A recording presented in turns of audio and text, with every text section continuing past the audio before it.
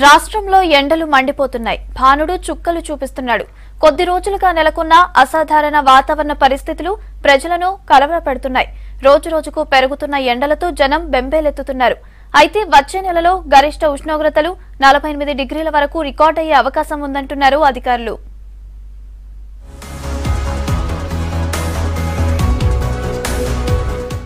రాష్ట్ర వ్యాప్తంగా ఎండలు దంచుకొడుతున్నాయి. మే నెల రాకముందే రికార్డు స్థాయిలో ఉష్ణోగ్రతలు నమోదవుతున్నాయి. దీంతో ఉదయం 9 దాటితేనే బయటకు రావాలంటే భయపడుతున్నారు జనం. నిన్న రాష్ట్రంలో ఆదిలాబాద్, నిజామాబాద్లలో ఏకంగా 43 డిగ్రీల గరిష్ట ఉష్ణోగ్రతలు రికార్డయ్యాయి.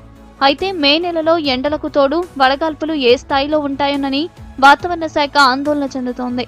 మార్చి నెలాఖరు నుంచే రాష్ట్రంలో సాధారణం కంటే 2 నుంచి 4 డిగ్రీల వరకు అధికంగా ఉష్ణోగ్రతలు నమోదవుతున్నాయని తెలిపారు అధికారులు.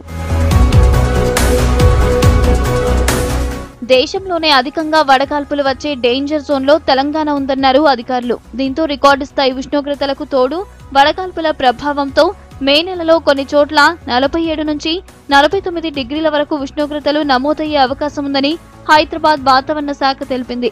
దీనికి సంబంధించి ఇప్పటికే హెచ్చరికలు జారీ చేసింది. ఆదిలాబాద్, భద్రాచలం వంటి చోట్ల 48 డిగ్రీల వరకు నమోదు కావచ్చన్నారు అధికారులు. దీనికి సంబంధించి ప్లాన్స్ రెడీ చేసుకుంటున్నారు అధికారులు.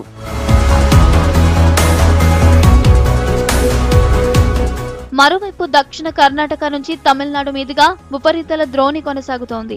దీని కారణంగా ఇవాళ ఉరుములు, మెరుపులు, ఈదురు గాలులతో పాటు తేలికపాటి వర్షం కురిసే అవకాశం ఉందన్నారు. మరోవైపు పలు చోట్ల సాధారణం కంటే 2 నుంచి 4 డిగ్రీల వరకు అధిక ఉష్ణోగ్రతలు నమోదు కావచ్చన్నారు.